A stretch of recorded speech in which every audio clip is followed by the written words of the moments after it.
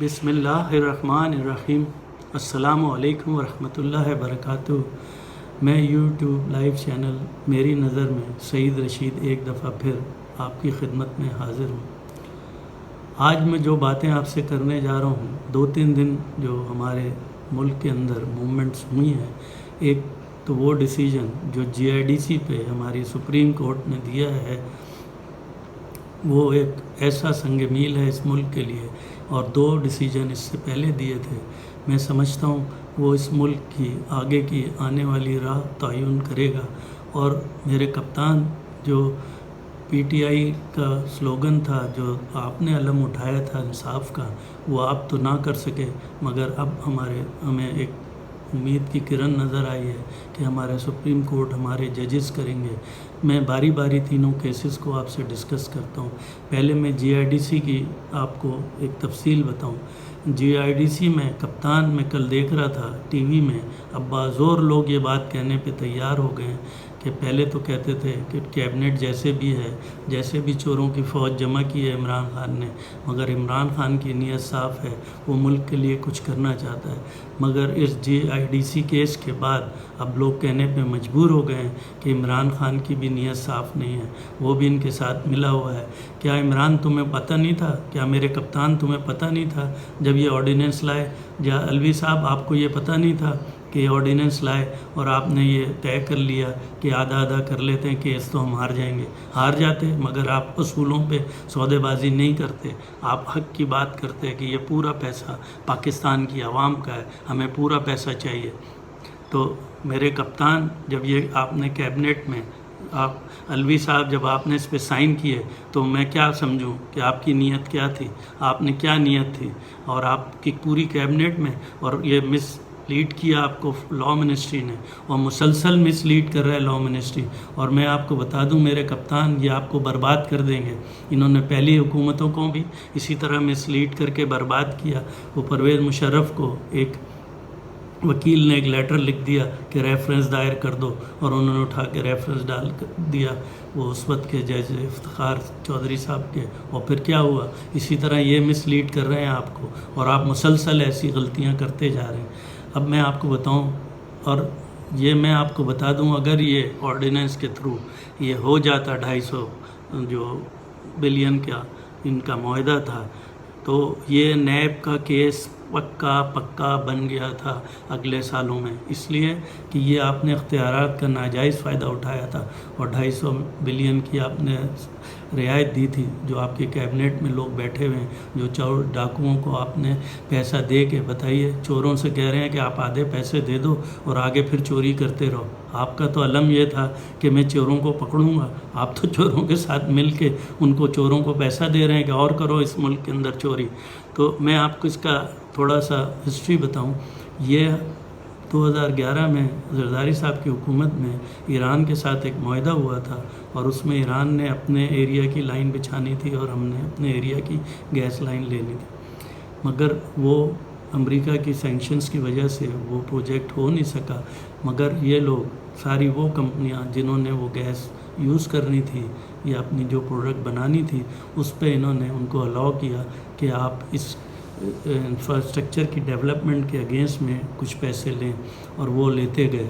2011 से कलेक्ट करते रहे, और वो एक वक्त आया कि 750 बिलियन जमा हो गए इनके पास, और वो केस जो है वहीं लटका रहा और वो इंफ्रास्ट्रक्चर नहीं हुआ। और इन्होंने ये सारे पैसे डिफरेंट जगहों पे इन्वेस्ट कर दिए और कोर्टों से स्टे ले लिया कि ये हम वापस नहीं करेंगे, और उसको लिंगर ऑन कर रहे थे। मेरा कप्तान जब आया इंसाफ देने, तो देखें उसका इंसाफ इन चोरों के साथ, अपनी कैबिनेट के चोरों के साथ बैठ के, अपनी लॉ मिनिस्ट्री जो मुसलसल मिसलीड कर रहे हैं, और फिर उसे वापस बना देते हैं अपना लॉ का मिनिस्टर। एक दफ़ा रिज़ाइन, फिर दूसरी दफ़ा रिज़ाइन, मिसलीड, फिर मिसलीड, फिर उसके बाद बना लेते हैं। और वो ऑर्डिनेंस निकाल दिया कि 250 आप ले लें और 250 हम ले लेते हैं। तो ये था वो नैब का केस जो बनने जा रहा था। मगर मैं सलाम पेश करता हूँ हमारे मुशीर इमाम साहब को, जो चीफ जस्टिस साहब ने ऐसा स्ट्राइक डाउन किया इस केस को कि पूरा का पूरा आवाम का पैसा है, 750 बिलियन आपको पूरा का पूरा कंपनियों को देना।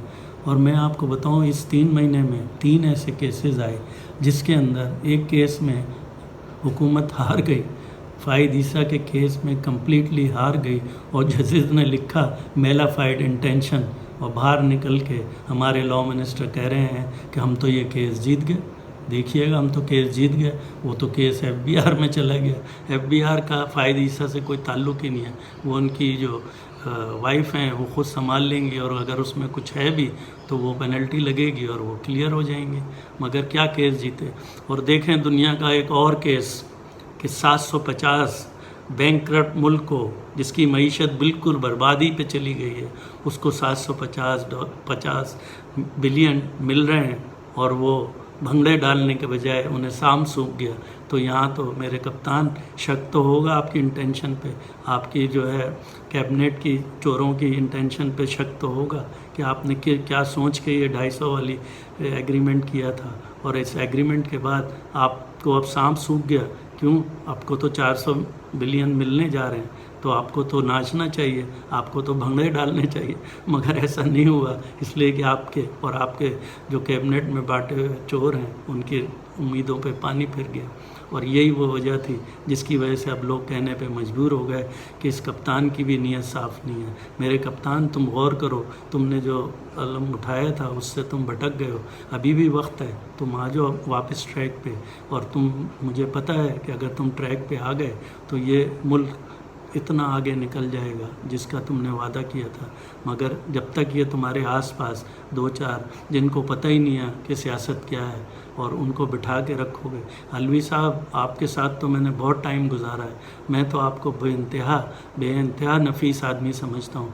आप समझें इस बात को, आप रियलाइज़ करें और आवाम से इसकी माफ़ी मांगें। आप बहुत ही नफीस आदमी हैं। आपने तो हमें ट्रेंड किया है कि भाई दरगुजर किया करो। आप क्यों इस वबाल में पड़ गए, इस गन में पड़ गए कि इस तरह के डिसीजन ले रहे हैं? आप तो सूलों पे रहें, इंशाल्लाह अल्लाह आपकी मदद करेगा।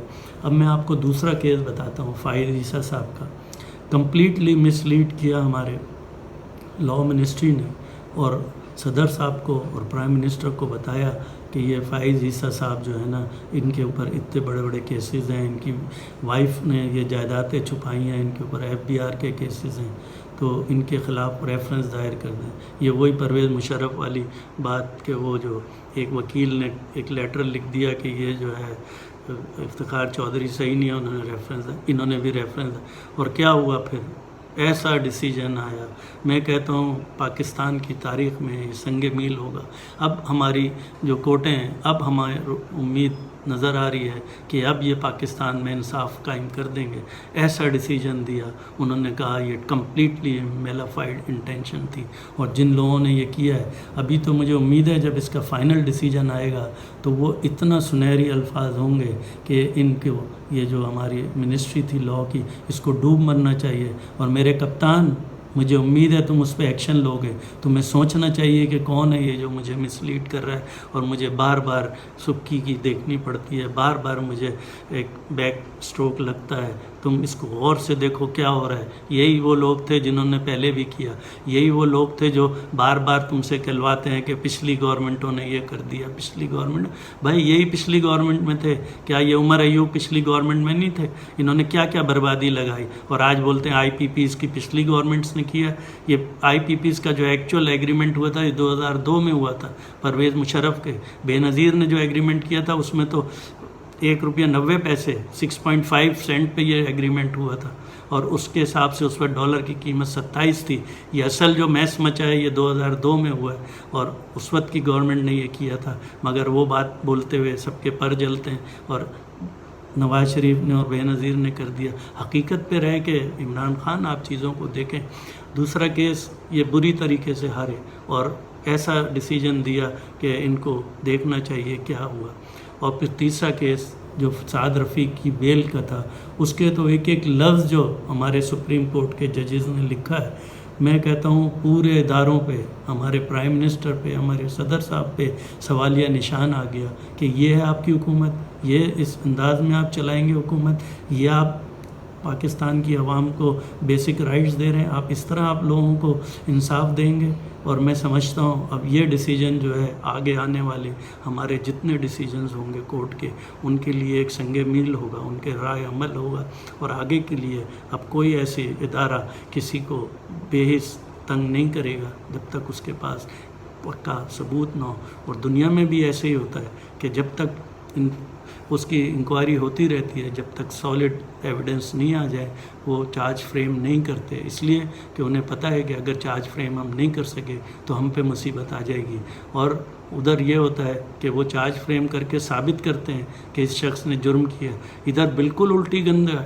ادھر یہ انسان کو، ملزم کو یہ ثابت کرنا ہوتا ہے کہ میں نے یہ جرم ہی نہیں کیا. وہ اسی میں لگا رہتا ہے کہ میں نے یہ جرم نہیں کیا، جبکہ پروسیکیوٹر کو ثابت کرنا ہوتا ہے کہ تم نے، وہ آپ نے سینگ سنی ہے نا کہ person not guilty until proven, کہ جب تک وہ ثابت نہ ہو، جب تک وہ جو ہے گلٹی نہیں ہے، وہ جو ہے انوسینٹ ہے. تو کیا مطلب ہے؟ وہ اپنے آپ کو سعد رفیق ثابت کرتے رہے میں نے یہ جرم ہی نہیں کیا، اور پھر کورٹ نے اس کو اٹھا کے باہر پھینک دیا. اور مجھے پتہ ہے ہمارے فاضل ججز کو یہ بات پتہ ہوتی ہے جب وہ بیٹھتے ہیں کہ یہ چیزیں ایسی ہیں، مگر جب ان کے پاس ایویڈنس نہیں آتا تو وہ ڈیسیجن لینے پہ مجبور ہو جاتے ہیں. یہ وہی بات ہے کہ آپ 10 مجرموں کو چھوڑ دیں کوئی فرق نہیں پڑے گا، مگر ایک انوسینٹ کو اگر سزا دیں گے تو فرق پڑے گا. اور اسی وجہ سے وہ کوشش کرتے ہیں کہ ایسے ایویڈنس 99.9% آئیں جس سے وہ مطمئن ہوں کہ ہم نے جو ڈیسیجن دیا ہے وہ صحیح تھا. اور ہم پروسیکیوشن میں وہ کر نہیں پاتے. الزامات پہ الزامات، انہوں نے 1 ارب کی لوٹ مار کر لی، انہوں نے 10 ارب کی، یہ 250 ارب کی لوٹ مار ہونے جا رہی تھی میرے کپتان، یہ رک گئی، سپریم کورٹ نے روک لی. اور یہی وہ کیسز ہیں. ہر گورنمنٹ اپنے وقت میں کوئی نہ کوئی اپنی نیت صاف کر کے کوئی نہ کوئی ڈیسیجن لیتی ہے، اور پھر 5 سال بعد 10 سال بعد آپ کے مشیر، آپ کے گائیڈ کرنے والے اٹھتے بیٹھتے. میں نے دیکھا ہے پی ٹی آئی دنیا کی سب سے بڑی چھینک مار دی، دنیا کا سب سے بڑی کھانسی مار دی، یہی بولتے رہتے ہیں کہ ہم نے یہ کر دیا، ہم نے چوروں کو پکڑ لیا. بتائیں 1 روپیہ بھی ریکور ہوا؟ اس کے اگینسٹ میں ملینز میں آپ نے ضائع کر دیے ریکوری میں. وہ ایک آپ نے منسٹر بنایا ہوا ریکوری کا، وہ ابھی تک 1 پائی بھی نہیں لیا، اور ہزاروں لاکھوں کروڑوں روپے خرچ کر کے بیٹھ گیا. اس لیے کہ ایویڈنس ہی نہیں ہے ان کے پاس، صرف ہوا میں کیس بنایا ہوا ہے، اس کو لنگر آن کر رہے ہیں، اپنے سیاسی مقاصد حل کر رہے ہیں، انہیں دور کیا ہوا ہے سیاست سے. میرے کپتان، کبھی پارٹیاں ختم نہیں ہوتی پریشر سے. آپ دیکھ لیں پیپلز پارٹی کو کتنا کرچ کیا، ایک دن باہر نکل آئی. نون لیگ کو باہر بھیج دیا اتنے عرصے، پھر باہر نکل آئے ایک دم پریشر سے. اور پارٹیاں ختم ہوتی ہیں پرفارمنس سے. آپ پرفارمنس دیں میرے کپتان، بھول جائیں یہ سارا نیب پہ چھوڑ دیں، یہ سارا احتساب اس پہ چھوڑ دیں. آپ بھول جائیں، سے فوکس کریں پرفارمنس پہ. اگلا الیکشن اگر آپ نے جیتنا ہے، اس عوام کی خدمت کرنی ہے، تو پرفارمنس پہ، آٹے پہ، چینی پہ. اگر نون لیگ نے 3 میٹرو چلائی تھی، آپ 4 میٹرو چلائیں. مجھے بڑی ہنسی آتی ہے جب آپ کہہ رہے تھے کہ ہاں میری غلطی تھی، میٹرو چلنی چاہیے. آپ نے کتنی ریزسٹنس دی، جنگلہ بس اسے کہی. آپ کراچی کے اندر انہوں نے 2 ہارٹ کے 2 کڈنی سینٹر بنائے، آپ سرحد کے اندر 6 کڈنی سینٹر بنائے. آپ نواز شریف نے 5000 کلومیٹر روڈیں بنائیں، آپ 10,000 روڈیں بنائیں. آپ اتنے پانی کے مسائل حل کریں، آپ یہ کام کریں، صفائی کے مسائل حل کریں، یہ پرفارمنس دیں، تو دیکھیں آپ اگلے الیکشن میں ون کریں گے. یہ پارٹیوں کے خلاف پروپیگنڈا کر کے اور کیسز بنا کے کچھ بھی نہیں ہوگا. 1 ووٹ بھی ابھی تک آپ کم نہیں کر سکے ان پارٹیوں کا. آپ بھٹک گئے ہیں میرے کپتان. ہمیں بہت افسوس ہوتا ہے کہ ہم اس کپتان کے پیچھے چل پڑے جس کا ویژن ہی نہیں تھا، اور اب تو ہمیں اس کی نیت پہ بھی یہ ڈاؤٹ ہونے لگا ہے. میں آج بھی کہوں گا میرے کپتان، عقل کے ناخن لو اور اپنا قبلہ درست کرو اور اس طرف جاؤ. الوی صاحب، آپ تو ہمارے رول ماڈل تھے، آپ اس طرف جائیں جس کا آپ لوگوں نے علم اٹھایا تھا، اور صرف فوکس کریں پرفارمنس پہ. پرفارمنس ایسی دے دیں آپ پاکستان میں، پنجاب میں، سرحد میں، کہ پیپلز پارٹی والے، نون لیگ والے اپنا منہ چھپائیں کہ ہم نے تو صرف 3 میٹرو چلائی ہیں، انہوں نے تو 3 سال میں 6 میٹرو چلا دی، انہوں نے تو 10,000 کلومیٹر کا روڈ بنا دیا. یہ ہے پرفارمنس، یہ ہے جیتنے کے اصول. یہ سب بیکار آپ کو بھٹکاتے رہیں گے. اور یہ جو آپ کے ساتھ لگے ہوئے ہیں نا، یہ اگلے الیکشن میں ان پارٹیوں کے ساتھ ہوں گے جو انہوں نے اپنے کیس اس دور کے بچانے ہوں گے. وہی آدمی پارٹی چھوڑتا ہے جس کے کیسز ہوتے ہیں اور اسے پتہ ہوتا ہے کہ اگر میں اپوزیشن میں گیا تو میں مر جاؤں گا، اور اسی لیے وہ حکومت میں آ جاتا ہے اور پھر اپنے کیسز کے اوپر پردہ ڈالتا ہے. اور دیکھ لیں آپ کے سامنے آئل اینڈ گیس اور یہ سارے عمر ایوب کے کیسز، یہ سارے انوالو تھے آئی پی پیز میں، یہ سارے انوالو تھے جی آئی ڈی سی میں، یہ سارا ان کا اسٹیک ہے. یہ آپ کے داؤد، آپ دے دیں نا داؤد صاحب کو کھیلوں کی منسٹری یا ریلوے کی منسٹری. آپ نے وہی، یہ لیتے ہی وہی منسٹری ہیں جس میں ان کے اسٹیک ہوتے ہیں، اور آپ اتنے انوسینٹ، اتنے معصوم. آپ تو، اور کیس جب آپ نے 200 بلین کے اوپر ایگری کیا، آپ بھول گئے اپنی سینگ. آپ کہتے تھے جو انسان شروع میں ہی ہار مان لے وہ کبھی جیت ہی نہیں سکتا. تو آپ نے تو کیس لڑنے سے پہلے ہی ہار مان لی. ہمیں سبق دیتے تھے کہ جو میدان میں ہار مان لیتا ہے وہ ہار جاتا ہے. تو تم نے تو پہلے ہی مان لیا تھا میرے کپتان کہ میں ہار گیا ہوں کیس، لہٰذا 250 لے کے گھر بھاگ جاؤ. یہ ایسا نہیں ہوتا ہے. آپ نے دیکھ لیا کیا ہوا پھر رزلٹ، اور آپ چپ خاموش بیٹھے ہوئے. اس ملک کے اندر 700 بلین آ گئے اور ہماری حکومت خاموش بیٹھی ہے. کچھ تو ہوگا اس کے پردے میں.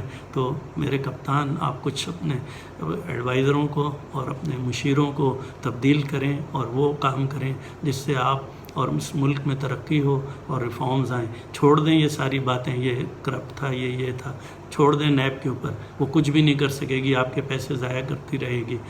اللہ تعالیٰ آپ سب کو بھی حفظ و امان میں رکھے. میرے لیے بھی دعا کریے گا، اور اس ویڈیو کو زیادہ سے زیادہ شیئر کریں تاکہ میرے کپتان تک یہ بات پہنچ جائے. اور مجھے امید ہے میرے الوی صاحب تک پہنچے گی تو وہ ضرور اس کے اوپر سیریسلی دیکھیں گے اور عوام سے معافی مانگیں گے کہ یہ 2-3 ایک ریفرنس اور ایک یہ آرڈیننس جو پاس کیا انہیں مس لیڈ کیا گیا. وہ خود انوسینٹ ہیں، وہ بہت شریف آدمی ہیں، مگر وہ بھٹک گئے. اور ان کو انشاءاللہ اللہ تعالیٰ راہ پہ لائے گا اور یہ ملک ترقی کرے گا.